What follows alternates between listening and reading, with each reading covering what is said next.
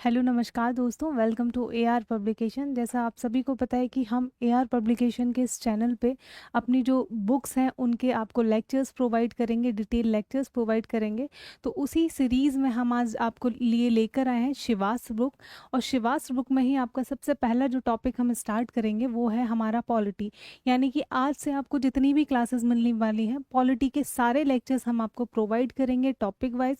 साथ ही उसके हम क्वेश्चंस जितने भी प्रीवियस ईयर हमारी बुक्स में गिवन है वो सारे हम आपको सॉल्व करवाएंगे।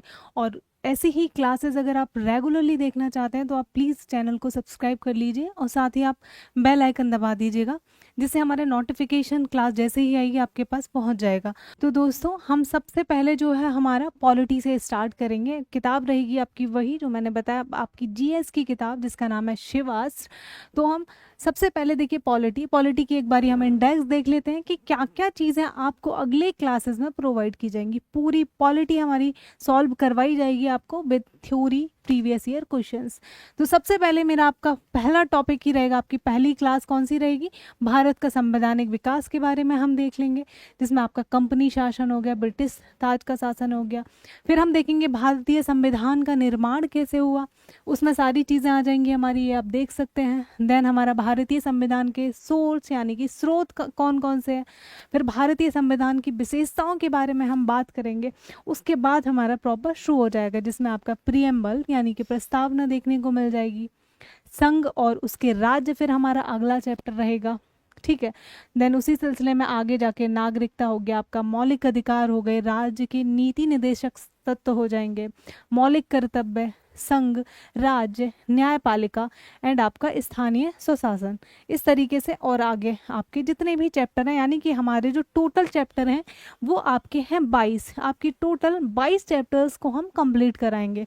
कुछ टॉपिक्स हमारे छोटे रहेंगे तो एक क्लास में आपको 2 टॉपिक भी देखने को मिल सकते हैं। यानी कि आपका सबसे पहले हम पॉलिटी ख़त्म करवाएंगे, उसके बाद नेक्स्ट आप सजेस्ट करिएगा कि कौन सा टॉपिक हम आपको कराएं। तो ठीक है, तो ये हमारी इंडेक्स है, ये आपको शिवास बुक का में सेम आपको देखने को मिल जाएगी। तो हमारा तरीका वही रहेगा। तो चलिए हम शुरू करते हैं। आज का हमारा जो सबसे पहला टॉपिक है वो है हमारा आपका पॉलिटी की शिवास्त्र बुक का, जो आपकी किताब में भी दिया गया है, कॉन्स्टिट्यूशनल डेवलपमेंट ऑफ इंडिया, यानी कि भारत का संवैधानिक विकास।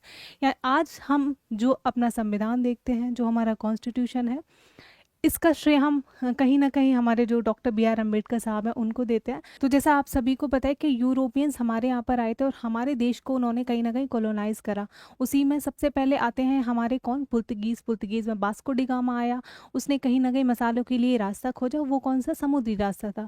क्योंकि जो हमारे ज़मीन रास्ते थे वो कहीं ना कहीं बंद हो चुके थे, उनकी आपसी लड़ाइयाँ थी, बट उनको चाहिए थे मसाले। तो इसी सिलसिले में एक समुद्र का रास्ता खोजा गया। और जब वास्को डी गामा यहाँ से मसाले लेकर जाता है, उसको कई गुना ज़्यादा मुनाफा होता है। तो और भी कंपनीज बननी शुरू हो जाती हैं और भारत में आके व्यापार करती हैं। जैसे डच हो गए, हमारे ईस्ट इंडिया कंपनी हो गई, साथ ही आपकी स्वीडन की कंपनी हो गई, डेनमार्क की कंपनी हो गई। तो ये बहुत सारी कंपनीज आती हैं, बट कहीं ना कहीं जो है हमारा ब्रिटिशर्स बहुत सक्षम हो पाते हैं अच्छे से राज करने में, और ये चीज़ हमारी शुरू हो जाती है। चलिए एक बैकग्राउंड हम देख लेते हैं कि चीज़ें कैसे काम करती हैं। 16th सेंचुरी का वो समय था कि इंग्लैंड के कुछ मर्चेंट यानी कि व्यापारी लोग आते हैं और एक संगठन बनाते हैं। वो कहते हैं हम एक अपनी कंपनी फॉर्म करेंगे, उसका मेन मोटो था मुनाफा करना, यानी कि इंडिया में आके ट्रेड करेंगे और उससे काफ़ी मुनाफा कमाएंगे। उसके बाद एक समय आता है कि जब वहाँ के जो राजा होते हैं वो उस कंपनी को चार्टर प्रोवाइड कर देते हैं, यानी कि अब उन्होंने परमिशन दे दी कि आप जाइए और जाकर ट्रेड करिए। देन वो इंडिया में आते हैं। पहले की चीज़ें सिर्फ और सिर्फ आपकी ट्रेड तक सीमित होती हैं, बट आपका 1757 वाला समय आता है जब थोड़ा सा ये लोग पॉलिटिकली एक्टिव होना शुरू कर देते हैं। और फिर हमारा बैटल ऑफ प्लासी होता है। पहले इन्होंने बंगाल पे अधिकार जमाया। आपको पता होना चाहिए कि बंगाल सबसे ज़्यादा रिच प्रोविंस था, यानी कि बहुत बड़ा पोर्शन जो हमारा पूरा आपका एशिया का ट्रेड होता था वो सिर्फ बंगाल से होता था। वो जगह जगह से प्रोड्यूस होती थी वस्तुएं, बट उनका जो ट्रेड एक्सपोर्ट इम्पोर्ट वो बंगाल में देखने को मिलता था। तो जब उन्होंने देखा कि सिर्फ इस प्रोविंस से हमें बहुत सारी कमाई हो रही है, देन हमारा बैटल ऑफ बक्सर हो जाता है, जिसमें वो एक साथ 3 सेनाओं को हरा देते हैं, जिसमें हमारा आपका अवध का नवाब हो गया, बंगाल का नवाब हो गया, साथ ही जो मुगल हमारा पावर थी जो सालों से रूल करती आ रही थी, कहीं ना कहीं वो औरंगजेब के बाद कमज़ोर हो जाती है, बट वो चीज़ें अब तक उतने तरीके से बाहर नहीं आई थी। बैटल ऑफ बक्सर के बाद वो बाहर आ जाती है कि मुगल ताकत अब कितनी कमज़ोर हो चुकी है। देन अब वो फिर वहाँ पे रुकते नहीं हैं, फिर चाहे मराठा से वॉर हो, धीरे धीरे पॉलिटिकल एक्सपेंशन करते चले जाते हैं। ठीक है, तो अब क्या था, अब एक समय आता है कि कंपनी जो है बहुत ज़्यादा पैसा कमाने लग जाती है। वो सिर्फ व्यापार से ही नहीं, यहाँ से रेवेन्यू कलेक्शन हो गया, यानी कि राजस्व लेना हो गया, ऐसे बहुत सारे कर लगा लगा के बहुत सारा पैसा उस पर हो जाता है। तो कहीं ना कहीं ये बात राजा को पता चलती है वहाँ के कि देखो भाई, कंपनी पैसा तो बहुत कमा रही है, लेकिन वहाँ पे जाके जैसे आज हम देखते हो ना कि टैक्स चोरी कर लेते हैं आप, वो बात अलग है। अदरवाइज हमारे यहाँ पे क्या है, जिसकी जितनी ज़्यादा इनकम उतना ज़्यादा उसको टैक्स भरना है। ठीक है, उस हिसाब से हमारे यहाँ टैक्स लगता है। तो इनकी इनकम बहुत ज़्यादा हो रही थी, लेकिन ये टैक्स जो है सरकार को उतना नहीं दे रहे थे। तो सरकार ने कहा कि अब इनको रेगुलेट करने का टाइम आ गया। एक समय ऐसा आया था कि जो हमारी ईस्ट इंडिया कंपनी के पास प्रॉपर्टी थी वो वहाँ के राजा से भी ज़्यादा हो गई थी। अब सोच के देखिए कि आज के टाइम पे हमारा अडानी हो गया, अंबानी हो गई, उनकी जो प्रॉपर्टीज़ है वो हमारी भारत सरकार से ज़्यादा हो गई। तो डेफिनेटली सरकार ऐसे नियम लेकर आएगी, रेगुलेशन लेके आएगी कि इसकी ताकत को हमको कम करना है। ठीक है, जैसे आप वक्फ बोर्ड भी देख सकते हो। वक्फ बोर्ड जो है उसके पास तीसरे नंबर पे सबसे ज़्यादा संपत्ति देखने को मिलती है। पहला हमारा भारत सरकार है, दूसरे पे कौन है ये मुझे आप बताएंगे, तीसरे पे हमारा वक्फ बोर्ड आ जाता है। अब सरकार को पता है इसकी जो चीज़ें हैं बहुत ज़्यादा बढ़ता जा रहा है, तो उसी को कंट्रोल करने के लिए हम रेगुलेशन लेकर आए। अभी आपका कानून आया है जिस पे काफ़ी ज़्यादा बवाल देखने को मिला है। सेम जो है हमारा कंपनी को रेगुलेट करने के लिए आपके रेगुलेटिंग चार्टर एक्ट्स आते हैं। तो यानी कि जो हमारे एक्ट्स हम उनको 2 पार्ट में विभाजित कर लेते हैं।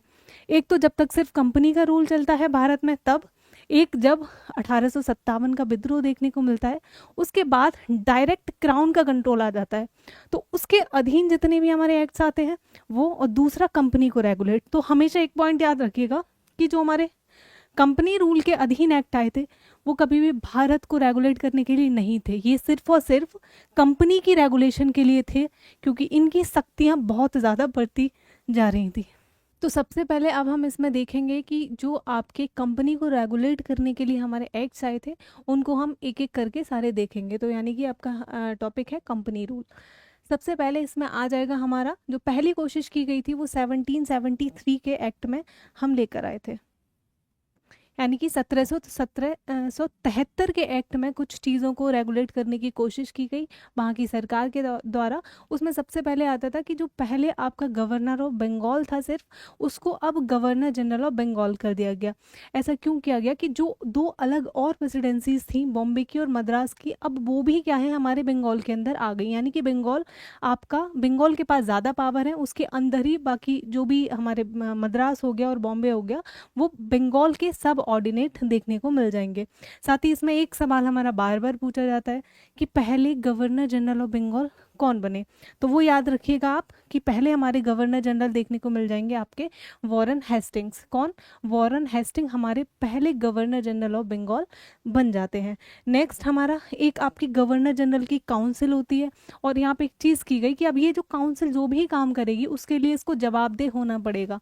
ऐसा नहीं है कि तुम कुछ भी कर रहे हो और आंसर नहीं कर रहे हो। तो अब क्या है आपको कि जो आपकी डायरेक्टर्स हैं उनको जाके वहाँ पे आपको आंसर करना पड़ेगा जो भी चीज़ें आप यहाँ पर कर रहे हो। साथ ही इसी समय पर हमारे 1774 में एक सुप्रीम कोर्ट बनाई जाती है, और ये कहाँ बनती है? ये आपका कलकत्ता में। और एक पॉइंट यहाँ पे याद रखिएगा जो बार बार पूछा जाता है, जो हमारे प्रथम चीफ जस्टिस देखने को मिल जाते हैं वो सर एलजे इम्पे हैं। ये आपका पॉइंट याद रखने वाला है। साथ ही एक चीज़ और की गई यहाँ पे कि अब से जो है कंपनी का कोई भी पर्सनल व्यापार नहीं है। पता है क्या होता था कि जितने भी कंपनी के ऑफिसर्स थे, एक बहुत ही प्रेस्टिजियस पोस्ट मानी जाती थी। अगर किसी की पोस्टिंग भारत में हो गई है तो समझो उसकी पीढ़ियाँ भी बैठ के खा सकती है। ये लोग एक तो कंपनी का व्यापार कर रहे हैं, उसके साथ ही अपना निजी व्यापार भी शुरू कर देते थे। तो अब से वो मना हो गया कि आप कोई भी अपना पर्सनल ट्रेड नहीं करोगे, जितना भी ट्रेड होगा वो सिर्फ और सिर्फ ईस्ट इंडिया कंपनी के नाम पे होगा। साथ ही तुम राजा महाराजाओं से जो भी आप ब्राइब ले रहे हो, लोगों से रिश्वत ले रहे हो, जो आज के टाइम पे भी बहुत देखने को मिल जाती है, तो वो ब्राइब भी बंद हो गई, कोई भी ब्राइब नहीं ले सकते हो, अब से कोई भी उपहार नहीं ले सकते हो, क्योंकि इसका कहीं ना कहीं गलत तरीके से इस्तेमाल हो रहा था। अब हम ये सारे पॉइंट्स आप याद रख लीजिएगा। मेन जो इसमें पॉइंट मैं कहूँगी पहले एक्ट से, वो यही है कि हमारा जो है गवर्नर जनरल को गवर्नर जनरल ऑफ बंगाल बना दिया गया था, सुप्रीम कोर्ट हमारी स्थापित की गई, साथ ही सुप्रीम कोर्ट के पहले जज के रूप में आपको सर एलिजेंपे देखने को मिल जाते हैं। आइए अब नेक्स्ट एक्ट पे चलते हैं। नेक्स्ट एक्ट है हमारा सेटलमेंट एक्ट, यानी कि जो पुराना एक्ट अभी हमने 1773 वाला देखा था, उसमें कुछ कमियां नजर आती है। उनको लगा कि देखो भाई, सुप्रीम कोर्ट के बाद बहुत ज़्यादा पावर जा रही हैं, कुछ भी गड़बड़ हो रहा है, लोग पहुंच जा रहे हैं केसेस लेके। तो अब ने कहा अब इन्होंने सोचा कि भाई इस सुप्रीम कोर्ट की पावरों को कम करना पड़ेगा। तो इतना याद रखिएगा कि जो हमारा एक्ट ऑफ सेटलमेंट है वो एक्चुअल में 1773 वाले एक्ट की पावर को कहीं ना कहीं कम करने के लिए लाया गया था, उसमें सुधार करने के लिए।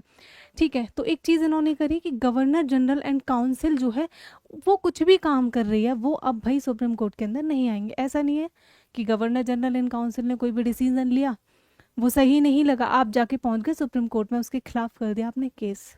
तो अब ऐसे नहीं हो सकता। हाँ, वो आपका सुप्रीम कोर्ट के ज्यूरिडिक्शन से बिल्कुल बाहर हो गया। साथ ही जितने भी रेवेन्यू मैटर हैं वो भी सुप्रीम कोर्ट में नहीं जाएंगे, राजस्व के मामले।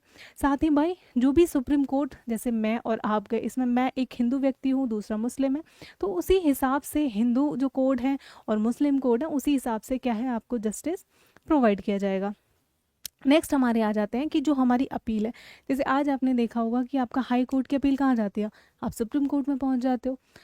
तो इन्होंने क्या कहा, सुप्रीम कोर्ट को बीच से कट कर दिया और जितनी भी अपील्स हैं वो कहाँ जाएंगी, वो सुप्रीम कोर्ट ना जाके जो आपकी गवर्नर जनरल की काउंसिल थी वहाँ पर सारी जाएंगी। तो इसमें ज़्यादा नहीं याद रखना है, बस जो सुधार थे उनको लाने के लिए ये हमारा एक्ट आया था। नेक्स्ट देखिए बच्चों, नेक्स्ट हमारा है पिट्स इंडिया एक्ट। और ये एक्ट बहुत इससे सवाल बनते हैं, बहुत ज़्यादा सवाल पूछे जाते हैं। ये फिर से भाई और ज़्यादा रेगुलेट करेंगे अब हम कंपनी को, तो ये उसी सिलसिले में आया था। अब से इन्होंने क्या करा था कि जो आपके कॉमर्शियल फंक्शंस हैं और जो पॉलिटिकल फंक्शंस हैं, दोनों को हम अलग कर देते हैं। क्या करेंगे हम कि जो आपके व्यापारिक, वही तुम्हारा मतलब था व्यापार करना, तो तुम सिर्फ व्यापार तक सीमित रहो, दूसरे राजनीतिक फैसले उसमें ज़्यादा तुम्हारा काम नहीं रहेगा। तो इसी सिलसिले में देखिए क्या द्वैध शासन लाया जाता है, क्या डबल गवर्नमेंट कह लीजिए या फिर द्वैध शासन।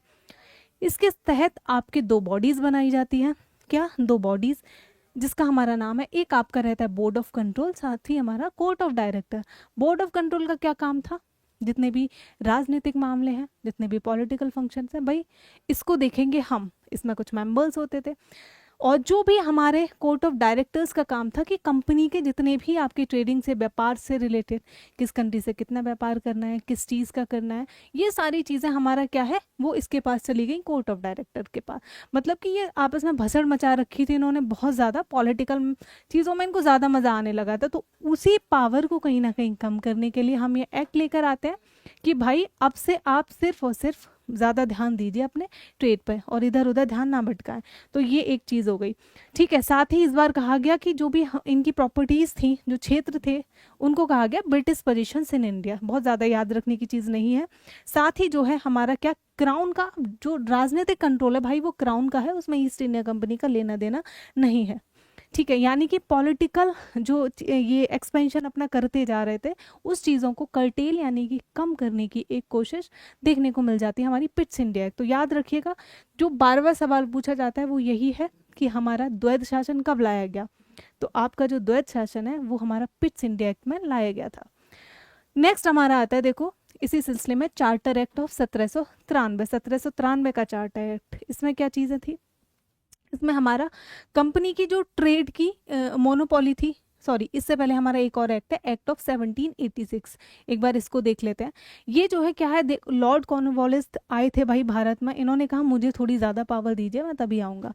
तो एक्चुअल में उनकी पावर को बढ़ाने के लिए, उनकी डिमांड्स को पूरा करने के लिए ये एक्ट उनके लिए स्पेशल लाया गया था, ठीक है। अब क्या करा गया कि इसकी जो पावर है उसको बढ़ाया गया। उन पावर में क्या है कि अब जो गवर्नर जनरल इन काउंसिल है ना, पहले क्या था, मेजोरिटी में डिसीजन देखने को मिलते थे। मतलब कि जैसे अगर 10 मेंबर हैं, 6 ने अगर वोट कराए किसी चीज़ के लिए तो उसी डायरेक्शन में हमारी चीज़ें रहेंगी, 4 नहीं। इसी जैसे आज आप देखते हो कि हमारी जो पॉलिटिकल पार्टी है जिसके पास ज़्यादा वोट उसी की बन जाती है सरकार, बट इसको पावर दी गई कि ये जो है इसका जो वोट है ना, सिंगल अपना वोट, वो बीटो पावर की तरह यूज़ होगा। यानी कि अगर 6 लोगों ने किसी चीज़ के पक्ष में वोट करा है तो ये उसको भी पलट सकता था अपने वोट से।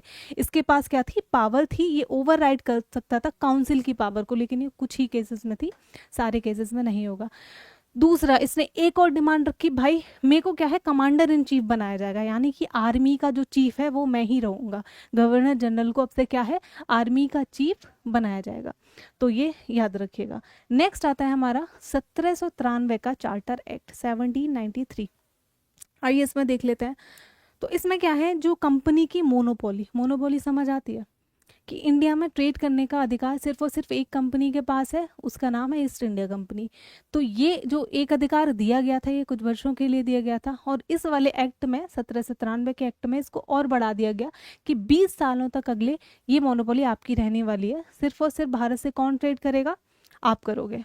ठीक है, तो ये जो एक पॉइंट है इसको आप याद रख सकते हो। दूसरी और चीज़ हुई कि पैसे तो हत्या ही रहे थे ये भारत का, अब इन्होंने एक और चीज़ बोल दी कि जो हमारी आपका बोर्ड ऑफ कंट्रोल बैठता है ना, उसमें जितने भी लोग काम कर रहे हैं उनकी जितनी भी तनख्वाह होगी, जो भी सैलरी होगी, वो कहाँ से जाएगा, वो आपका भारतीय राजस्व यानी कि इंडियन रेवेन्यू से जाएगा।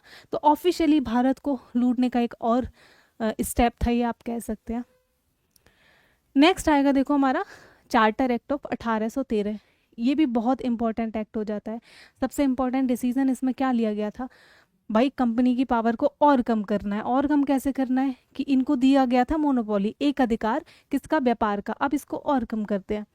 तो बोला गया है, इनकी सरकार ने बोला, राजा ने बोला कि अब हम तुम्हारे एक अधिकार को क्या है समाप्त करते हैं।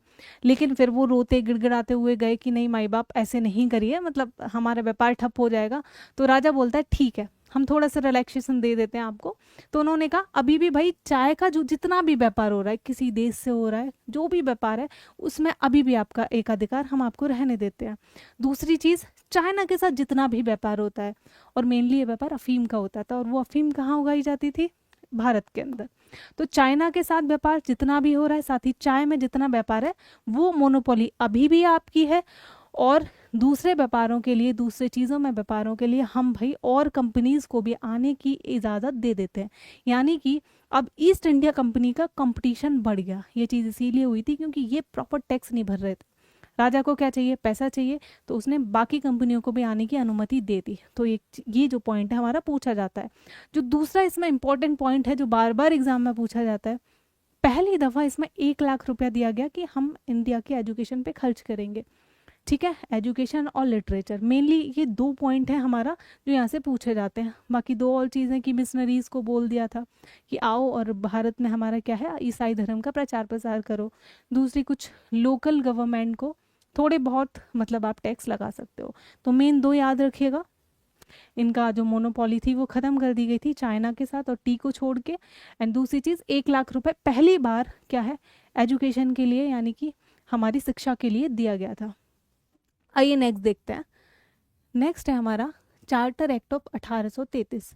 अब यहाँ समझिए कि जो पहले इन्होंने छोड़ी थी मोनोपोली, वो सिर्फ ट्रेलर दिखाया था, अभी जो करना था वो तो कर दिया यहाँ पे कि चाइना के साथ और आपकी चाय में भी दोनों मोनोपोली इस बार ख़त्म हो जाती हैं। अब क्या था, अब इंडिया का मार्केट जो था, इंडिया का बाज़ार ओपन था, कोई भी कंपनी आए इंग्लैंड से आके व्यापार करे, जाके वहाँ टैक्स भरे, कोई दिक्कत नहीं हमको। यानी कि अब से कोई भी एकाधिकार जैसी चीज़ ईस्ट इंडिया कंपनी के पास नहीं रही किसी भी ट्रेड में। ठीक है, तो ये पॉइंट भी हमारा पूछा जाता है बार बार। ठीक है, नेक्स्ट हमारी क्या है, आपका जो गवर्नर जनरल ऑफ बंगाल है उसको क्या है गवर्नर जनरल ऑफ इंडिया कर दिया गया। और ये क्वेश्चन बार बार पूछते हैं, पहला गवर्नर जनरल ऑफ इंडिया कौन बना, तो आप याद रखिएगा पहला गवर्नर जनरल ऑफ इंडिया बनता है हमारा लॉर्ड बेंटिक या फिर लॉर्ड विलियम बेंटिक। ओके, तो ये चीज़ हमारा।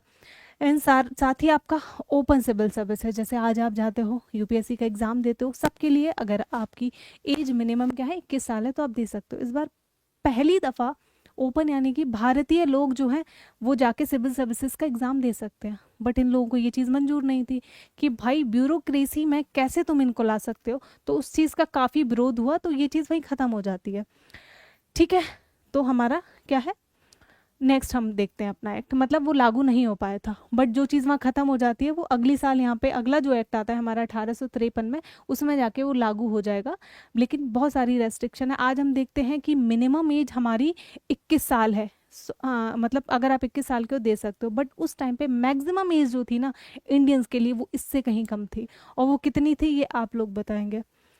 ठीक है, तो जो लास्ट जो सॉरी हमारा चार्टर एक्ट की हम जो श्रेणी देखते आ रहे थे उसी श्रृंखला में हमारा ये आखिरी है। उसके बाद से आपका क्राउन रूल स्टार्ट हो जाएगा।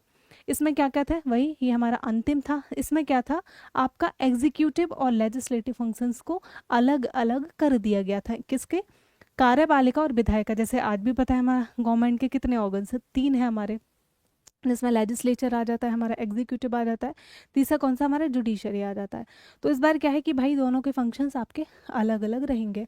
साथ ही ओपन सिविल सर्विसेज एंड अब से जो है कंपनी का यहाँ पे कितने साल वो रूल करेगी वो सारी चीज़ें ख़त्म कर दी, मतलब कोई भी एग्जैक्ट फिक्स्ड टर्म नहीं दिया गया था। ठीक, तो ये चीज़ थी हमारी। अब इससे जितने भी आपके क्वेश्चंस पूछे गए हैं वो हम देख लेते हैं। उसके बाद हम देखेंगे जब क्राउन रूल आ गया था तो कौन कौन से एक्ट आए थे, किस एक्ट के अंदर क्या क्या प्रावधान आपके दिए गए थे। तो पहले एक बार कोशिश करते हैं हम इन क्वेश्चंस को सॉल्व करने की। तो हम सबसे पहले देखते हैं अपना पहला क्वेश्चन, और ये आपका जो सवाल है वो एसएससी सीपीओ में पूछा गया सवाल है। सवाल क्या कहता है आपका कि under the regulating act of 1773 the supreme court at which of the following places, मैंने आपको बताया था कि कौन सी ऐसी पहली जगह थी, ये जो पहला एक्ट था रेगुलेट करने के लिए कहाँ सुप्रीम कोर्ट स्थापित हुई थी। तो आप याद रखिएगा हमारा क्या आ जाएगा, इसमें आंसर रहेगा आपका डी यानी कि कलकत्ता। एक बार देख लीजिएगा 1773 रेगुलेटिंग एक्ट के तहत आपकी सुप्रीम कोर्ट स्थापित की जाती है कलकत्ता में। पहले इसके जज कौन बनते हैं, सर एलजे इम्पे। अदर 3 जजेस और होते हैं, उनके एक बार आप नाम यहाँ से याद कर लीजिएगा, उतना ज़्यादा इंपॉर्टेंट नहीं है, फिर भी चैम्बर्स, लिमिस्टर हो गए, साथ ही हाइडे हो गए। क्वेश्चन हमारा क्या कह रहा है कि पिट्स इंडिया एक्ट किस वर्ष में लाया गया था। अभी मैंने आपको बताया था कब आया था आपका पिट्स इंडिया एक्ट, हमारा 1784 में देखने को मिल जाता है। कब, 1784 में आपका पिट्स इंडिया एक्ट लाया गया था।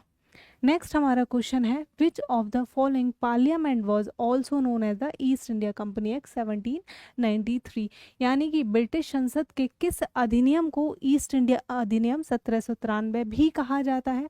तो किस अधिनियम को जाना जाता है वो हमारा आ जाएगा चार्टर एक्ट ऑफ 1793, यानी कि 1793 के चार्टर एक्ट को क्या कहते हैं हम, east India Company act of 1793। ठीक है, एक बार आप खुद से भी देखिए, सबसे अच्छा अप्रोच जो होता है वो क्वेश्चन को सॉल्व करने का, पहले आप थ्योरी पढ़िए, थ्योरी को पढ़ने के बाद जैसे ही आपके क्वेश्चन आते हैं आप वीडियो को पॉज करिए, खुद से उसको करने की कोशिश करिए। अगर नहीं होता है देन आप एक्सप्लेनेशन देख सकते हैं। ठीक है, तो नेक्स्ट हम अपने सवाल पे चलते हैं। अगला हमारा सवाल क्या कह रहा है, ब्रिटिश सांसद द्वारा अधिनियमित निम्नलिखित में से कौन सा अधिनियम भारतीय कानून के समेकन और संहिताकर्ता के लिए एक विधि आयोग की स्थापना के लिए प्रदान किया गया, यानी कि लॉ कमीशन जो है वो कब बनी गई थी, ये हमारा क्या, तो वो आपका चार्टर एक्ट हमारा 1833 जो था, जिसमें एकाधिकार को भी समाप्त किया गया था। ये पॉइंट मैंने आपको थ्योरी में नहीं बताया था, तो वो चीज़ यहाँ से देख लीजिएगा। इसमें क्या है हमारा, क्या चीज़, एक लॉ कमीशन भी बनाया गया था ठीक है, जिसके हमारे पहले अध्यक्ष कौन थे, लॉर्ड मैकुले देखने को मिल जाते हैं। ये सवाल भी आपका बन जाता है कई दफ़ा। ठीक है, पहले अध्यक्ष कौन थे लॉ कमीशन के, वो आपके लॉर्ड मैकाले थे। नेक्स्ट क्वेश्चन देख लेते हैं। Under the charter act of 1833 in British India the East India companies monopoly on trade which of the following countries was abolished, यानी कि किस कंपनी के साथ 1833 में मोनोपोली ख़त्म कर दी गई थी। अगर आपको याद हो तो बताया था मैंने 1813 में 2 चीज़ों में मोनोपोली यानी कि एक अधिकार बच गया था। वो कौन कौन से थे, पहला चाइना था और साथ ही हमारा टी था, 2 में व्यापार कर सकते हो। बट जब आपका 1833 आता है तो ये दोनों भी ख़त्म कर दिए जाते हैं। तो इसमें आपका आंसर देख लीजिएगा चीन रहेगा। बाकी आप और इस एक्ट के अंदर क्या क्या थे एक बार पॉज करके खुद से पढ़ लीजिएगा, ये वही चीज़ें जो हम पहले डिस्कस कर चुके हैं। आइए नेक्स्ट क्वेश्चन देखते हैं। निम्नलिखित में से किस अधिनियम ने चीन के साथ, वही सेम सवाल है अभी जस्ट आपको बताया था, किस में, तो आपका 1833 में सेम। तो आप देख सकते हैं जिन जिन चीज़ों को मैंने आपको बताया था जब पढ़ा रहे थे हम थ्योरी, तभी पॉइंट किया था कि ये इंपॉर्टेंट है फैक्ट्स, इनको यहीं पे एक बार रिकॉल करते चलिएगा। वहीं से आप देख सकते हो अभी प्रूफ है आपके पास कि कितने सवाल हमारे बन रहे हैं। ठीक है, तो वही है हमारा। अगर जिन लोगों के पास देखिए ये बुक भी नहीं है, वो भी आप लेक्चर देख सकते हैं, डेफिनेटली आपको काफ़ी इन्फॉर्मेशन मिलेगी, काफ़ी एग्जाम में हेल्प होगी।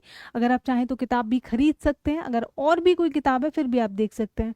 उसके लिए चैनल को सपोर्ट करिए, सब्सक्राइब करिए, आपके जितने भी दोस्त हैं उनको भी शेयर कर सकते हैं। तो आइए चलते हैं हम नेक्स्ट क्वेश्चन पे। नेक्स्ट हमारा क्वेश्चन क्या कह रहा है, by dash was the governor general in council given the power to make laws for all British ruled territories in India। एक बार हिंदी में देख लेते हैं, किस गवर्नर द्वारा गवर्नर जनरल इन काउंसिल को भारत में पूरे ब्रिटिश शासित क्षेत्रों के लिए कानून बनाने की शक्ति दे दी गई। तो इसका जो आंसर है वो हमारा चार्टर एक्ट ऑफ 1833 में। तो 1833 का जो चार्टर एक्ट है वो काफ़ी इंपॉर्टेंट हो जाता है। ठीक है, अब आ जाता है देखिए हमारा क्राउन रूल। पहले हमने देखा था कि आपका क्या है, ईस्ट इंडिया कंपनी रूल कर रही थी अपने तरीके से। उन्होंने इतनी अराजकता फैलाई भारत में, मतलब इतनी लड़ाइयाँ, दंगे, विरोध प्रदर्शन, ये सारी चीज़ें हुई। जब क्राउन को दिखा कि 1857 का विद्रोह हो जाता है, उसका मेन कारण क्या था कि जो ईस्ट इंडिया कंपनी की कहीं ना कहीं जो रूल करने के तरीके थे वो सही नहीं थे। और कोई भी सरकार है देखो भाई, मतलब उतना ज़्यादा क्या है विद्रोह नहीं सहन कर सकती है, बहुत सारा नुकसान होता है, पैसा भी खर्च होता है। तो उन्होंने बोला कि देखिए अब जो है हम आपके लिए काम करेंगे, ये ईस्ट इंडिया कंपनी को हम करते हैं ख़त्म, और अब क्या है आप डायरेक्टली हमारे क्राउन के अधीन आ जाते हो, मतलब अब हम तुमको बेटर ज़िंदगी प्रोवाइड करेंगे, ऐसा इनका कहना था, मानना था। बट ऐसा कुछ नहीं होता है, हम रहते गुलाम ही हैं, और ये गुलामी दर बदर दिन ब दिन कितनी ज़्यादा बढ़ती जाएगी वो आज आप जब हिस्ट्री पढ़ते हैं, इतिहास पढ़ते हैं हमारे भारत का कि हमने कैसे आज़ादी पाई, उस सब में हम देखते ही हैं। तो आइए शुरू करते हैं कि क्राउन रूल में ये किस तरीके से एक्ट्स लेकर आए थे और किस किस एक्ट के अंदर क्या क्या प्रावधान देखने को मिल जाते हैं।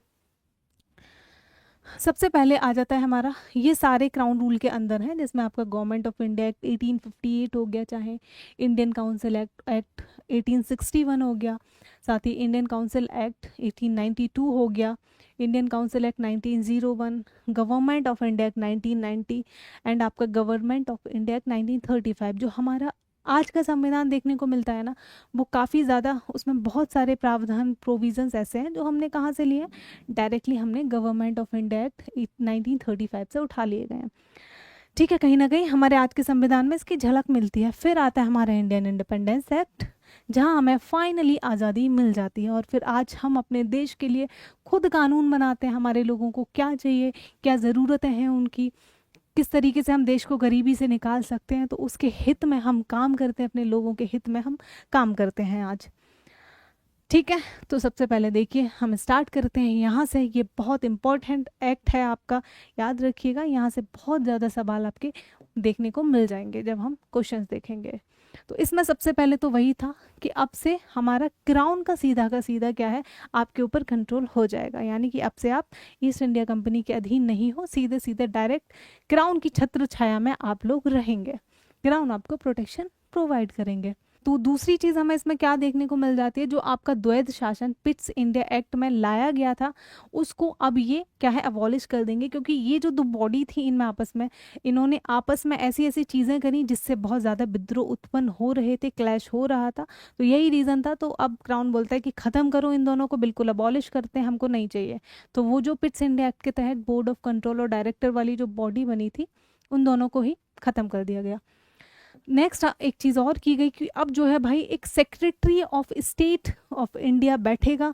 ठीक है, कौन, भारत सचिव की नियुक्ति हुई, साथ ही उसकी एक 15 लोगों की क्या है उसका एक परिषद बनाया गया जिसमें 15 लोग थे। अब क्या है, भारत के लिए ये लोग कानून बनाएंगे, ये लोग आपके ऊपर राज करेंगे।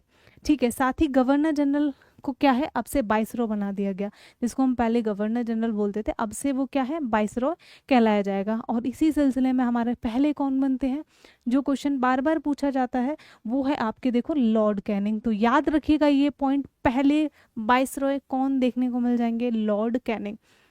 ठीक है, तो सबसे पहले तो यही सवाल बार बार, क्राउन का सीधा नियंत्रण हो गया। पिट्स इंडिया एक्ट की जो द्वैध सरकार वाली प्रणाली थी उसको हमने अब से ख़त्म कर दिया। साथ ही एक सेक्रेटरी ऑफ स्टेट इंडिया बैठाया गया, उसके साथ उसके 15 लोग थे।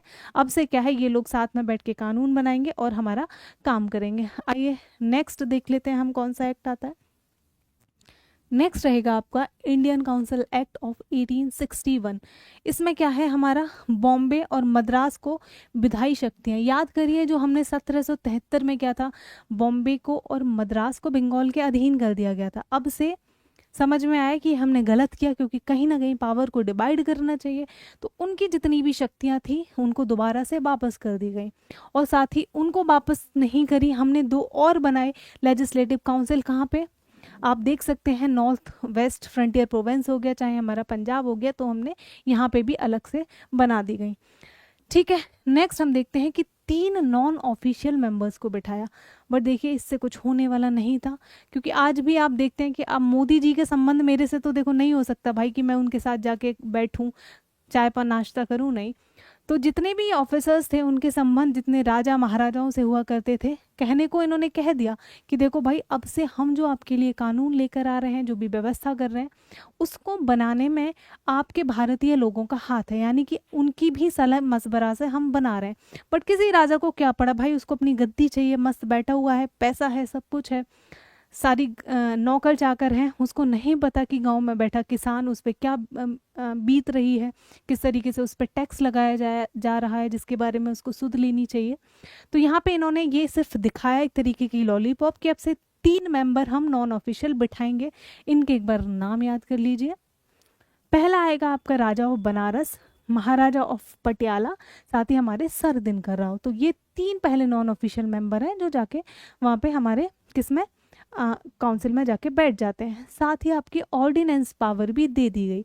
आज आप देखते हो कि हमारे देश में इमरजेंसी लगती है, तो उस टाइम पे क्या होता है कि प्रेसिडेंट के पास पावर है, वो कोई भी ऑर्डिनेंस लेकर आ सकता है, कोई भी ऑर्डिनेंस के तहत रूल रेगुलेशन बना सकता है। लेकिन उस ऑर्डिनेंस की जो अवधि रहती है वो सिर्फ और सिर्फ 6 महीने रहेगी। उसके बाद अगर उसको दोबारा से लागू करना है तो कहीं ना कहीं आपको संसद से उसको पास कराना पड़ेगा।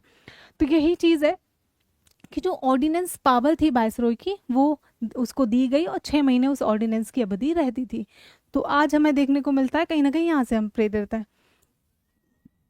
दूसरा आता है आपका पोर्टफोलियो सिस्टम, और ये चीज़ याद रखिएगा, ये पॉइंट आपके एग्जाम में बनता है। पोर्टफोलियो सिस्टम क्या होता है ये समझ लेते हैं। आज आप देखते हो कि हमारी जो बहुत सारी मिनिस्ट्रीज़ है, हमने विभागों में बांट रखा है। रक्षा मंत्रालय हो गया हमारा, ठीक है, हमारा विज्ञान मंत्रालय हो गया, मतलब इस तरीके से हमने बांट रखा है कहीं ना कहीं। तो पोर्टफोलियो सिस्टम में भी यही था। आप देख सकते हैं कि जो हमारा पोर्टफोलियो सिस्टम था उसमें क्या है, आपका एक प्रकार से विभागों को बनाने की कोशिश करी थी, ठीक है। उसके अंदर जो भी लोग काम कर रहे हैं वो रिस्पॉन्सिबल हैं फुली, जो भी चीज़ आप कर रहे हो उसको आप क्या है प्रॉपरली रिस्पॉन्सिबल हो। जबकि आज के टाइम पे ऐसा नहीं होता है। हमारे यहाँ कोई भी लॉ बनाया जाता है उसके लिए कलेक्टिव रिस्पॉन्सिबिलिटी होती है, यानी कि जितने भी लोग हैं हमारे, वो सारे एक साथ, जितने भी मिनिस्टर्स हैं रिस्पॉन्सिबल हैं, कोई भी पर्टिकुलर एक एक्ट के लिए नहीं होता है, ठीक है। तो यानी कि याद रखिएगा, पोर्टफोलियो सिस्टम को किसी विभाग एक तरीके से बनाने की कोशिश की गई थी। नेक्स्ट हमारा आ जाता है इसी में इंडियन काउंसिल एक्ट ऑफ 1892। आइए देखते हैं इसमें क्या क्या प्रावधान थे। फर्स्टली जो अभी आपने देखे थे कि 3 नॉन ऑफिशियल थे, अब इन्होंने क्या करा, उसका नंबर बढ़ा दिया। और क्या है, इस बार आपका इनडायरेक्ट इलेक्शन लेकर आए गए, यानी कि जो और नॉन ऑफिशियल बढ़ाए गए उनको इनडायरेक्ट इलेक्शन के थ्रू, ठीक है, इतना याद रखिएगा। इलेक्शन लेकिन शब्द का इस्तेमाल नहीं देखने को मिलता है उस टाइम पे। नेक्स्ट हमारा बजट डिस्कशन। आज आप देखते हो हमारी निर्मला सीतारमण जी जो है फाइनेंस मिनिस्टर, वो आपका बजट लेकर आती है। अब बजट लाने के बाद देखिए विपक्ष को पूरा अधिकार है कि वो बोल सकता है संसद में बैठे हर मिनिस्टर को, कि वो बोल सकता है हर मेंबर कि भाई इसमें इस चीज़ को आपने इतना पैसा क्यों दिया, ठीक है, बेटी बचाओ बेटी पढ़ाओ को तो और ज़्यादा देना चाहिए था, इस तरीके से कि हमें अपने स्वास्थ्य के लिए और ज़्यादा खर्च करना चाहिए था, आप बोल सकते हो। लेकिन उस टाइम पे ऐसी कोई भी शक्तियाँ नहीं दी गई थी। तो हमारा जो 92 का एक्ट आता है, 1892 का जो एक्ट है, इसमें कहा गया पहली बार कि हम तो बजट लेकर आ रहे हैं, लेकिन अब आप क्या है डिस्कस कर सकते हो। जो लाना होगा वो लाएंगे, डिस्कस करने से वैसा कुछ होने वाला नहीं था, बट ठीक है आप याद रखिएगा, सिर्फ डिस्कस कर सकते थे, ये अपना वोट नहीं डाल सकते थे। नेक्स्ट हम देखते हैं, नेक्स्ट हमारा आ जाता है कि अब जो आपका एक्ट था 1909 वाला, ये हमारा मॉर्ले मिंटो सुधार के नाम से भी जाना जाता है। यानी कि इस एक्ट में क्या हुआ था कि पहली बार हमने कम्युनल रिप्रेजेंटेशन को लाने की शुरुआत की थी, और इसको क्या बोलते हैं हम, कम्युनल इलेक्टोरेट का जनक भी कहा जाता है। किसको? लॉर्ड मिंटो को। देखो बच्चों, यहाँ से हमारा शुरू होता है भारत को विभाजन करने का काम, और इसकी नींव डाली गई थी हमारा 1905 में ही। 1905 में क्या हुआ था कि बंगाल का विभाजन कर दिया गया था। जब आप इतिहास में पढ़ते हैं, दो टुकड़ों में हमारे बंगाल को बांट दिया गया था, हिंदू एरिया और एक तरफ आपका मुस्लिम एरिया था। देन अब ये इन्होंने क्या करा कि मुसलमानों को सेपरेट इलेक्टोरेट भी प्रोवाइड कर दिया, यानी कि आपको अलग से निर्वाचन प्रणाली आपकी रहेगी। ठीक है, नेक्स्ट हमारा इस बार इलेक्शंस भी होने लगे काउंसिल में, तो उसी इलेक्शंस के लिए सेपरेट इलेक्टोरेट लेकर आए थे मुसलमानों के लिए। ठीक है, नेक्स्ट क्या है, हमारी इंडियन जो एग्जीक्यूटिव काउंसिल थी, अब इन्होंने क्या किया, उसमें एक भाई भारतीय को हम रख लेते हैं। और वो पहले हमारे कौन बनते हैं, ये सवाल आपका बनता है, पहले भारतीय वो थे हमारे सत्येंद्र सिन्हा साहब जी। ठीक है, तो हमारे कार्यकारी परिषद में भारतीयों की नियुक्ति, जिसमें पहले देखने को मिल जाते हैं सत्येंद्र प्रसाद सिन्हा साहब। साथ ही हमारे ये हमने पॉइंट देख ही लिया, साथ ही अब जो है सप्लीमेंट्री क्वेश्चंस आप पूछ सकते हो। ठीक है, नेक्स्ट हम देखते हैं 1990 का एक्ट, इसको क्या बोलते हैं, मोंटेग्यू चेम्सफोर्ड रिफॉर्म्स भी कहा जाता है इसको। अब इसमें क्या हुआ कि जो हमारे प्रोविंसेस हैं, यानी कि जो हमारे प्रांत हैं, वहाँ पे हम क्या लेकर आ गए, द्वैध शासन लेकर आ गए। यहाँ पर सब्जेक्टों को दो लिस्ट में विभाजित कर दिया गया, यानी कि जो कानून बनाने का प्रावधान होगा वो दो लोगों के पास होगा, उसकी शक्ति दो लोगों के पास, एक हमारी जिसको हम बोलते हैं आरक्षित और एक स्थानांतरित, यानी कि एक रिजर्व, जो कि रिजर्व के अंदर जितने भी आपके सब्जेक्ट्स होंगे उस पे कानून कौन बना सकता है, सिर्फ और सिर्फ गवर्नर बना सकता है, जो गवर्नर आपका प्रांतों में बैठा करता था। दूसरा आपका स्थानांतरित सब्जेक्ट हो गए, जिसमें इन विषयों पे कौन बना सकता था भाई, जो आपके वहाँ पे बैठे हुए लोग थे वो बना सकते थे। तो इस तरीके से आप, और इसमें जो है देखिए, जो आपके रिजर्व थे ना, जिसमें हमारा गवर्नर बना सकता था, वो सारे महत्वपूर्ण विषय थे, चाहे आपका रक्षा का हो गया, चाहे आपका डिफेंस का हो गया, मतलब जो भी महत्वपूर्ण विषय थे, चाहे आपका पैसों से चीज़ रिलेटेड हो गई, तो उन कानूनों को बनाने का अधिकार आपके गवर्नर पे ही जाता था। और फॉर एग्जांपल हेल्थ में क्या करना है भाई, तुम्हारे पास पैसा नहीं है तो ये लोग हेल्थ पे कानून बना के क्या ही करेंगे, डेवलपमेंट पे कानून बना के क्या ही करेंगे। तो इतना याद रखिएगा, महत्वपूर्ण आरक्षित विषय थे, और जो भी जिन विषयों में पैसा लग रहा है, जिनसे मतलब नहीं था ब्रिटिश सरकार को कि क्या हो रहा है, वो सारे क्या है स्थानांतरित में आ जाते हैं। नेक्स्ट आ जाता है हमारा बाई कैमरल लेजिस्लेचर।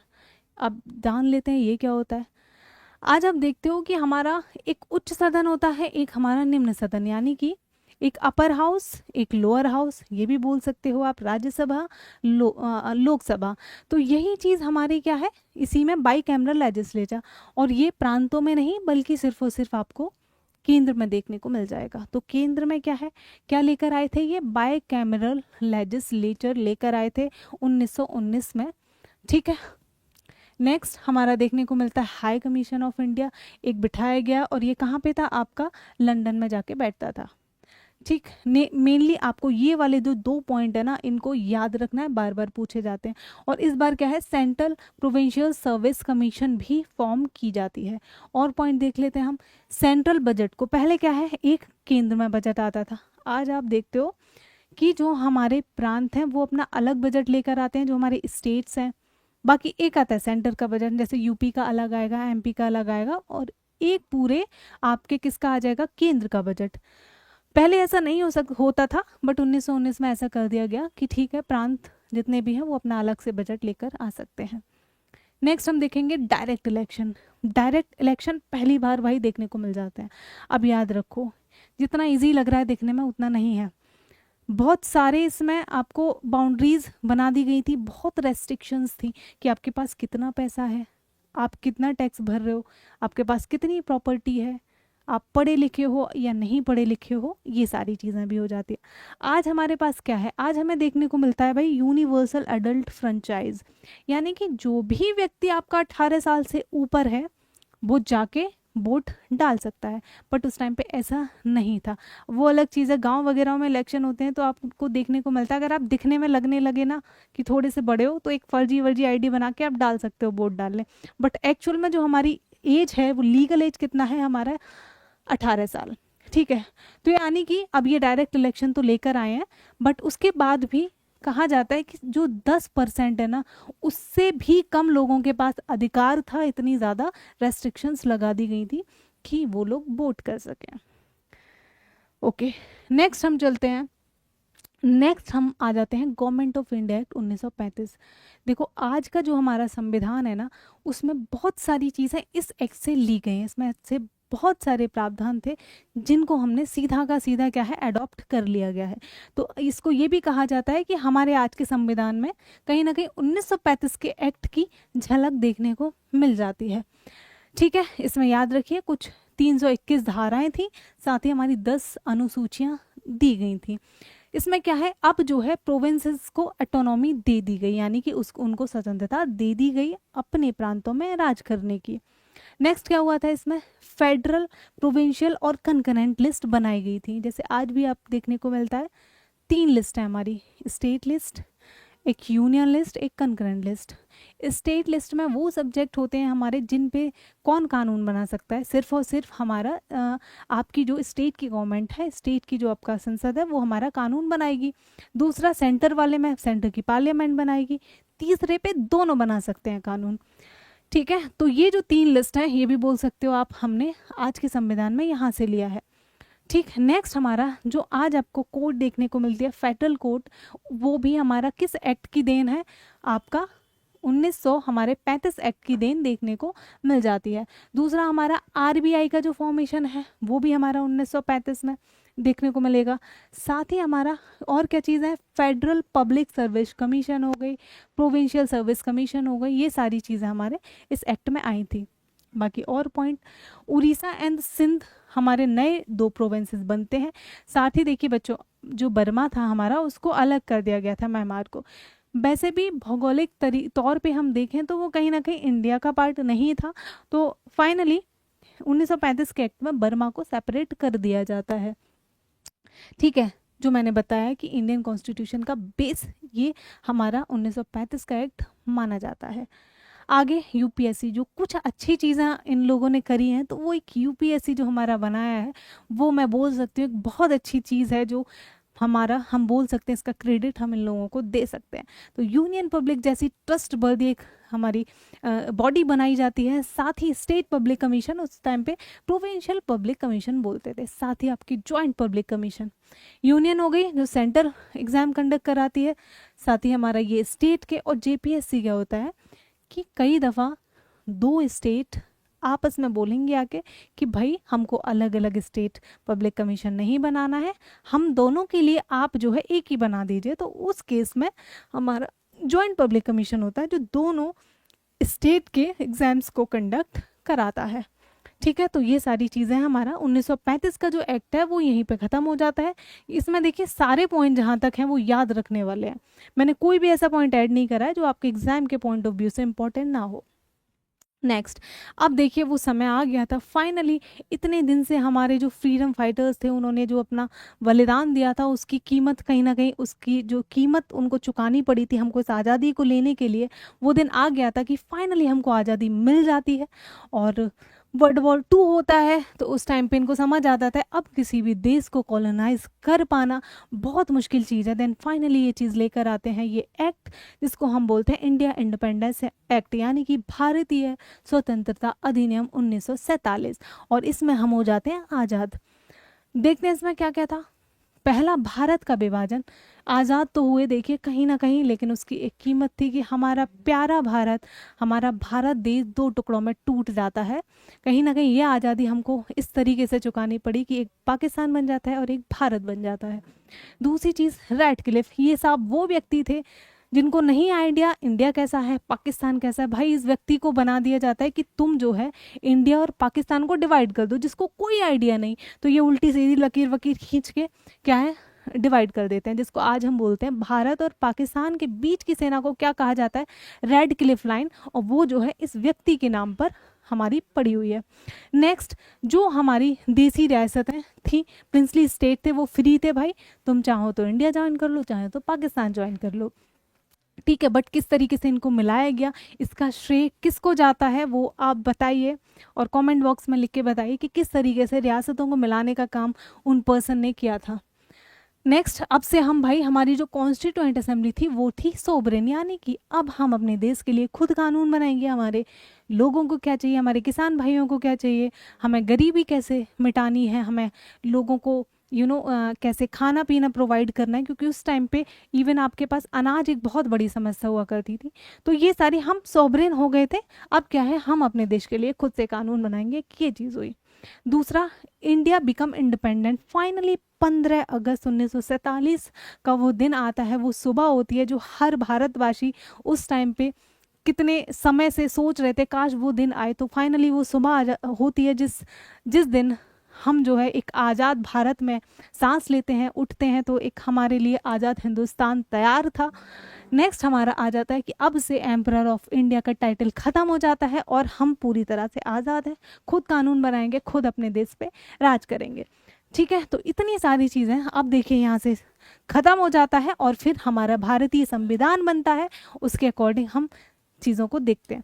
अब आइए नेक्स्ट देख लेते हैं कि हमारा जो क्राउन के अंदर जो हमारा क्राउन का रूल आता है एग्जैक्टली उसके अंदर जो हमने सारे एक्ट्स देखे थे उन पे क्या क्या क्वेश्चंस आपके पूछे गए हैं, और ये आपको सारे सवाल हमारे बुक में जिसका नाम है शिवास्त्र उसमें देखने को मिल जाएंगे। तो आपके पास आई होप शिवास्त्र बुक होगी, नहीं होगी तो आपके किसी के पास भी हो, आपके दोस्त वगैरह के पास आप एक बार देख सकते हैं, या फिर आपके पास अगर कोई और भी बुक है तो हमारे प्रीवियस ईयर क्वेश्चन सेम ही रहते हैं, फिर भी आप इस लेक्चर को देख सकते हैं। तो आइए शुरू करते हैं। सबसे पहला हमारा सवाल देखने को मिलेगा आपको, निम्नलिखित में से किस अधिनियम ने भारत के गवर्नर जनरल को वाइसरॉय की उपाधि दे दी गई थी, यानी कि पहले जो गवर्नर जनरल हुआ करता था अब से उसको क्या है वाइसरॉय कहा जाएगा। तो ये आपका जो 1758 का एक्ट था उसमें ये प्रावधान लेकर आया गया था, ठीक है। 1758 के भारत सरकार अधिनियम के माध्यम से भारत गवर्नर जनरल को क्या कर दिया गया, वाइसरॉय, और पहले वाइसरॉय हमारे लॉर्ड कैनिंग देखने को मिल जाते हैं। ये भी एक महत्वपूर्ण पॉइंट है, याद रखिएगा, एग्जाम्स में बार बार पूछा जाता है। अगला सवाल देखते हैं हम। अगला आ जाता है हमारा, भारत में ब्रिटिश शासन के दौरान किस वर्ष पारित एक अधिनियम के माध्यम से गवर्नर जनरल का पद हटा दिया गया और वाइसरॉय का नया पद सृजित किया गया। ये एसएससी का पूछा हुआ सवाल है, इसका भी आंसर आपका सेम रहेगा, अभी डिस्कस करा 1858 का। नेक्स्ट देख लेते हैं, ब्रिटिश भारत में निम्नलिखित में से किस अधिनियम के तहत ब्रिटिश सरकार ने भारत के प्रशासन का प्रत्यक्ष नियंत्रण अपने हाथों में ले लिया, यानी कि अब से आपका कोई कंपनी का रूल नहीं है, अब से सीधा सीधा ब्रिटिश की सरकार आपके ऊपर रूल करेगी और आपको एक बेहतर हम क्या है चीज़ें प्रोवाइड कर पाएंगे, ये ऐसा वादा किया गया था बट ऐसा कुछ हुआ नहीं, ठीक है। तो ये इसका हमारा सेम आंसर हो जाएगा, 1858 के अंदर ये चीज़ आपको देखने को मिल जाती है। ये आप एक्सप्लेनेशन है हमारा, एक बार आप फिर से देख सकते हैं, बाकी ये चीज़ें सारी हमने थ्योरी में आपको पढ़ा दी है। नेक्स्ट आइए, नेक्स्ट क्वेश्चन देख लेते हैं, निम्नलिखित में से किस अधिनियम के बाद भारत ब्रिटिश ताज के नाम से शासन होने लगा। वही सेम चीज़ है हमारा, सेम आप देख सकते हो कितना ज़्यादा रिपीटेशन है, 1858 के एक्ट थे, ठीक है। तो आगे हम दूसरा क्वेश्चन देखते हैं। नेक्स्ट है हमारा, गृह सरकार में परिवर्तन करके भारत के राज्य सचिव को क्या ब्रिटिश भारत सरकार के लिए उत्तरदायी, यानी कि अब जो आपका कौन है, मतलब जो आपकी ईस्ट इंडिया कंपनी है वो क्या है, जो गवर्नेंस है वो उससे छीन के किसके पास चली गई, अब भाई सीधे के सीधे हमारा कौन रूल करेगा, आपका ब्रिटिश की सरकार आपकी रूल करेगी। मतलब इंग्लिश में भी देख सकते हैं आप question, under which act was India's government transferred from east India company से सीधे ब्रिटिश क्राउन के पास चली जाती है। तो ये भी हमारा कौन है, 1858 में इसका ऐसा चीज देखने को मिल जाती है, आपका आंसर रहेगा बी। नेक्स्ट हमारा क्वेश्चन है, भारत सरकार अधिनियम के अंतर्गत ब्रिटिश भारत में अंग्रेजी ईस्ट इंडिया कंपनी का शासन समाप्त कर दिया गया। Same answer 1815। 8 का जो हमारा एक्ट था उसमें ये चीज़ आपकी की जाती है। अगला क्वेश्चन है आपका, भारत सरकार अधिनियम डैश के अंतर्गत, सेम ही है सॉरी, हाँ जी। नेक्स्ट क्वेश्चन है, किस अधिनियम के अंतर्गत कार्यकारी परिषद के व्यक्तिगत सदस्यों का अपना पोर्टफोलियो था, यानी कि इस एक्ट के तहत आपका क्या आ जाता है, पोर्टफोलियो सिस्टम लेकर आया जाता है। और ये हमारा 1861 का एक्ट आपको देखने को मिल जाएगा। पोर्टफोलियो सिस्टम में क्या है, आपके विभाग एक तरीके से बनाए गए, ठीक है, जिसमें क्या है आप आदेश जारी कर सकते हो, आप क्या है जो हमारी प्रशासनिक दक्षता है उसमें सुधार लाना आपका मेन काम है। ठीक है, ये सारे सॉल्यूशन आपकी बुक में गिवन है, हमने वही लगा रखे हैं, आप बुक से भी पढ़ सकते हैं और यहाँ पर हम चीज़ों को आपको एक्सप्लेन कर रहे हैं। अगला क्वेश्चन हम देखते हैं, ब्रिटेन के किस कानून के द्वारा भारतीय प्रतिनिधियों को भारतीय विधान परिषद यानी कि इंडियन लेजिस्लेटिव काउंसिल के चुनाव में पहली बार सीटों का आवंटन किया गया? तो ऐसी चीज़ आपको कब देखने को मिलेगी, यानी कि पहली बार अब जो है आपका क्या देखने को मिलेगा, आपके पास सीटें हैं। तो ये जो हमारा इंडियन काउंसिल एक्ट ऑफ 1892 जो आया था, इसमें ये आपका प्रावधान किया गया था। इसमें बाकी और भी चीज़ की थी, जैसे आप बजट है, बजट पे आप बात कर सकते हो, वोटिंग का अधिकार अभी भी नहीं है, लेकिन क्या है कि आप हाँ बात ज़रूर कर सकते हो, तो ये चीज़ याद रखिएगा। अगला सवाल हम देखते हैं, अगला सवाल है हमारा, निम्नलिखित में से किस अधिनियम में कलकत्ता के स्थान पर दिल्ली को अब क्या किया गया, हमारी राजधानी बना दिया गया? तो ये जो चीज़ आपको देखने को मिलती है ये हमारा 1909 में देखने को मिल जाएगी। आपका इसका आंसर क्या है, 1909, 1909 में कलकत्ता के स्थान पर क्या किया गया, ब्रिटिश को भारत की राजधानी घोषित कर दिया गया। जैसे आपको पता होगा कि पार्टीशन ऑफ बंगाल इन्होंने किया था, 2 भागों में विभाजित करके, उसके बाद ये लेकर आए थे। और फिर होता है ये एक हमारा दिल्ली दरबार होता है जो देखने को मिलता है। तो दिल्ली दरबार में क्या था, जो पार्टीशन किया गया था उसको अनल कर दिया गया, मतलब पार्टीशन अब से ख़त्म। उसके बाद एक हमारा वहाँ से फिर डिज़ाइनिंग शुरू होती है, दिल्ली दरबार डिज़ाइनिंग के लिए भी याद रखिएगा, किसकी दिल्ली को किस तरीके से डिज़ाइन करना है, ये सारी चीज़ें। और इसका क्रेडिट किसको जाता है, ये एडवर्ड ल्यूटियन नाम के एक व्यक्ति थे जिनको दिल्ली को डिज़ाइन करने का श्रेय जाता है। अगला सवाल देखते हैं, डैश का इंडियन काउंसिल एक्ट, जिसे मॉर्ले मिंटो सुधार भी कहा जाता है, ब्रिटिश संसद में लागू किए गए सुधारों की कौन सी श्रृंखला थी? सेम अभी हमने डिस्कस किया है, आपका आंसर हो जाएगा 1909। नेक्स्ट क्वेश्चन, वह कौन सा अधिनियम था जिसे मॉर्ले मिंटो सुधार, सेम 1909 का जो एक्ट था उसे क्या कहते हैं, मॉर्ले मिंटो सुधार कहते हैं।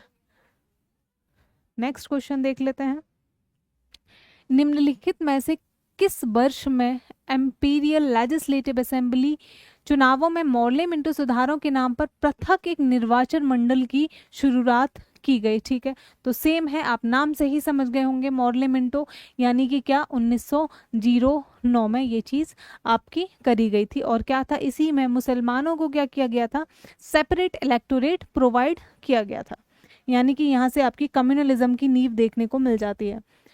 अगला सवाल देखिएगा, भारत सरकार में भारतीयों की भागीदारी का विस्तार करने के लिए यूनाइटेड किंगडम की संसद द्वारा पारित भारत सरकार अधिनियम 1919 के तहत राज्य परिषद में कितने सदस्य यानी कि कितने निर्वाचित थे और कितने मनोनीत थे?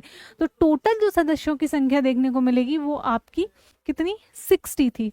बट इसमें जो मेजोरिटी का नंबर था, यानी जो ज़्यादा लोग थे वो आपके कैसे थे, वो निर्वाचित थे, और मनोनीत जो देखने को मिलेंगे वो आपका 26% मनोनीत देखने को मिल जाएंगे। टोटल कितना था हमारा नंबर, 60।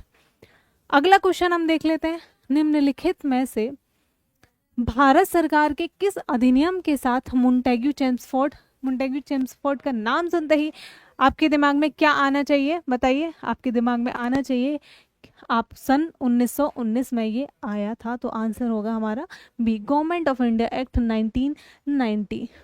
ठीक है, और इसमें क्या है, हमारा डायरकी लाई गई थी, जिसमें क्या है, और ये 8 प्रांतों में डायरकी देखने को मिल जाती है। एक बार आप प्रांत कौन कौन से हैं उनके नाम उतने ज़रूरी नहीं है, बट एक नज़र आप डाल लीजिएगा। डायरकी में क्या था, दो लिस्ट बनाई थी, एक हमारी रिजर्व थी और एक हमारी ट्रांसफर थी। थ्योरी में अच्छे से डिस्कस किया है दोनों क्या होते हैं। ठीक है, अगला सवाल, निम्न में से किस अधिनियम के द्वारा भारत के केंद्र स्तर पर द्विसदनीय विधायिका की शुरुआत की गई? वही सेम सवाल है, द्विसदनीय विधायिका हमारी कब देखने को मिलेगी? आपकी जो है हमारा 1919। इसमें मत जाइएगा, इसमें ये गलत ऑप्शन दे रखा है, आपका करेक्ट ऑप्शन हो जाएगा ए। अगला क्वेश्चन है हमारा, निम्नलिखित में से किस अधिनियम ने भारत में प्रांतीय प्रशासन में द्वैध शासन प्रणाली सिस्टम ऑफ डायर की शुरू किया गया? सेम रिपीटेशन, 1919 में ये चीज स्टार्ट करी गई थी। अब आ जाता है हमारा, निम्नलिखित में से किस अधिनियम, सॉरी ये सेम क्वेश्चन है, अगले पे चलते हैं। अगला सवाल है आपका, which act in India divides power between the centre and units based on the 3 list? यानी कि आपकी अब 3 लिस्ट बनाई गई हैं, 3 लिस्टों में क्या है, पावर यानी कि विषयों को अब बांट दिया गया है, किस पे कौन आपकी केंद्र सरकार बना पाएगी, किस पे प्रांत सरकार बनाएगी कानून, और किस पे दोनों बना सकते हैं। तो ये जो हमारी चीज़ को करने की कोशिश, आज भी आपको 3 लिस्ट ही देखने को मिलती है ना, तो वो यहीं से लिया गया है और ये 1935 के एक्ट में किया गया था। जैसा मैंने आपको बताया 1935 के एक्ट में की जो भी चीज़ें थी वो बहुत सारी चीज़ें हमारे आज के संविधान में देखने को मिलती हैं। आइए अगला सवाल देखते हैं, ब्रिटिश भारत के निम्नलिखित में से किस भारत सरकार अधिनियम ने अखिल भारतीय संघ यानी कि भारत संघ का प्रस्ताव रखा था? इसमें इन्होंने कहा था कि आइए सारे प्रांत मिलके हम क्या है एक फेडरेशन बनाने की कोशिश करते हैं। यानी कि बात किसकी हुई थी, एक all India federation, union of India. आज हमको देखने को मिलता है हमारा देश है, हमारे देश में कितने सारे प्रांत हैं। और दूसरा केस लेते हैं हम यूएसए का यानी कि अमेरिका का। अमेरिका में क्या है, देखो बच्चों, बहुत सारे स्टेट्स आए आपस में, उन्होंने कहा भाई हम स्टेट्स मिलके अपना एक फेडरेशन बना लेते हैं, हम अपना एक यूनियन बना लेते हैं। यानी कि पहले स्टेट्स हैं आपस में मिले और एक बड़ी यूनिट का निर्माण कर लिया। यानी कि अमेरिका में क्या होता है, पहले स्टेट्स हैं, पहले प्रांत हैं, उसके बाद केंद्र आया है। वहीं अगर इंडिया की बात करें तो इंडिया हमारा यूनिटी यानी कि यूनियन है पहले, जिसको हम कहते हैं India is a indestructible union of destructible states. यानी कि आपका क्या है, हमारे जो है स्टेट्स बाद में है, पहले हमारा क्या है यूनियन है, यानी कि पहले हमारा केंद्र है। हमने क्या है अच्छे से राज्य किया जा सके, चीज़ों को बेहतर हमने बनाने के लिए क्या है स्टेट्स को कार्व आउट कर दिया गया, बट हमारा यूनियन पहले आता है। ठीक है, तो ऐसा इन्होंने प्रस्ताव रखा था बट चीज़ें कभी हुई नहीं, तो वो ऑल इंडिया फेडरेशन कभी बना नहीं था। ये सिर्फ ये एक प्रस्ताव लेकर आए थे। एक बार देख लीजिएगा आप, एक्सप्लेनेशन हमारा गिवन है जिसमें आप पढ़ सकते हैं। ठीक है, हालांकि यह कभी अस्तित्व में आया नहीं क्योंकि जितनी भी रियासतें थी उन्होंने कभी भी ऐसी इच्छा जताई नहीं कि हमको फेडरेशन बनाना चाहिए। अगला देखते हैं हम, भारत का संघीय न्यायालय डैश के अधिनियम द्वारा दिल्ली में स्थापित किया गया था। संघीय न्यायालय हमारा कब बनाया गया, तो वो आपका देखने को मिलेगा 1935 में। एक्सप्लेनेशन देखिए, संघीय न्यायालय 1935 में बनाया गया, मतलब आया था ये, बाकी हमारा वर्ष 1937 में ये दिल्ली में स्थापित किया जाता है, जिसके पहले आपके न्यायाधीश मैरिस ग्वायर देखने को मिल जाते हैं। अगला क्वेश्चन है, भारतीय संविधान का संरचनात्मक भाग ढांचा काफी हद तक डैश के अधिनियम से लिया गया। यानी कि वही चीज़, इंडिया का जो मोस्टली हमारा जो कॉन्स्टिट्यूशन है वो क्या दर्शाता है, किस एक्ट की झलकियाँ उसमें देखने को मिल जाती हैं, तो 1935 वाला जो एक्ट है वो काफ़ी हद तक हमारे आज के संविधान से मैच करता है या फिर हमारे आज के संविधान के सिमिलर है। तो मुख्य स्रोत हमारा 1935। बाकी हमने और देशों से भी चीज़ें ली हैं, हमने जब हम बात करेंगे सोर्सेज ऑफ इंडियन कॉन्स्टिट्यूशन की, उसमें हम ये सारी चीज़ों को डिस्कस करेंगे। नेक्स्ट देख लेते हैं दोस्तों। नेक्स्ट हमारा सवाल है, भारतीय संविधान के आपातकालीन प्रावधानों को भारत सरकार अधिनियम डैश से ग्रहित किया गया है। सेम चीज़, सेम रिपीटेशन, हमारा 1935 का जो एक्ट था वहाँ से। आइए अगला सवाल देखते हैं, ये हमारा लास्ट क्वेश्चन रहेगा। प्रथम गणतंत्र दिवस 26 जनवरी 1950 को भारतीय संविधान ने किस ब्रिटिश अधिनियम का स्थान लिया? तो जो हमारा लास्ट उस टाइम पे चल रहा था वो था आपका 1935 का एक्ट, फिर हम आज़ाद हो जाते हैं एंड देन हमारा संविधान लागू हो जाता है जब हमारा संविधान पूरा बन जाता है। तो उसका आंसर आपका रहेगा 1935। एक बार ये देख सकते हैं, ठीक है। और ये कब से लागू हुआ था? हमारा 26 जनवरी 1950 से पूरी तरीके से हमारा संविधान लागू हो जाता है। आइए, तो ये है देखिए बच्चों हमारी शिवास्त्र बुक। और अभी मैंने जो चीज़ें आपको पढ़ाई हैं, जो भी पॉइंट्स पढ़ाए हैं जो कि आपके एग्जाम के पॉइंट ऑफ व्यू से बहुत ज़्यादा इंपॉर्टेंट हो जाते हैं, वो सारा हमारा इस शिवास्त्र बुक में गिवन है। देखिए शिवास्त्र बुक में आपका क्या है, पहले हमने थ्योरी दे रखी है, फिर देन हमने क्या है आपका उसके बाद जो प्रीवियस ईयर क्वेश्चन दे रखे हैं, साथ ही हमने आपको रिवीजन के लिए भी कहीं भटकने की ज़रूरत नहीं है, वो चीज़ भी हमने प्रोवाइड की है। कौन से पॉइंट कितनी बार पूछा गया, काफ़ी बेहतरीन तरीके से दिया गया है। तो ये है हमारी किताब, ई कॉमर्स साइट पे आसानी से अवेलेबल है, आप देख सकते हैं। बाकी अगर आपके पास हो तो अच्छी बात है, किसी दोस्त के पास हो तो उससे लेकर भी पढ़ सकते हैं। और देखिए अगर नहीं भी है किताब, नहीं लेना चाहते हैं, ऑलरेडी कई किताबें, तो भी ओके है, कोई दिक्कत नहीं है। इन्फॉर्मेशन मिलेगी, आप डेफिनेटली लेक्चर को देख पाएंगे। और बाकी उसके लिए आपको देखिए क्या है कि आप हमारा टेलीग्राम पब्लिकेशंस का जो चैनल है वो भी आप ज्वाइन कर सकते हैं। पीडीएफ वगैरह हम वहाँ पे आपको रेगुलरली प्रोवाइड करते रहेंगे, साथ ही आपको रेगुलर वीडियो मिलती रहे और नोटिफिकेशन प्रॉपर पहुंचता रहे, तो उसके लिए आपको चैनल को सब्सक्राइब करना पड़ेगा। जितने भी दोस्त हैं आपके जो भी तैयारी कर रहे हैं उनके साथ शेयर भी करें, लोगों की हेल्प करें, साथ ही आप कमेंट करें क्या चीज़ें आपको और बेहतर तरीके से हो सकती हैं जो आपको चाहिए। साथ ही आप लाइक करें, शेयर भी करिए एंड कॉमेंट मत करना भूलिए। जो भी चीज़ें मैंने आपसे इन वीडियो पूछी हैं वो आप बताइए, साथ ही आपके कोई सुझाव हैं वो भी आप बता सकते हैं। डेफिनेटली हम आपकी चीज़ों को सुनेंगे। तो आई होप आपको पसंद आया होगा, तो बने रहें हमारे चैनल के साथ। Thank you so much everyone for watching.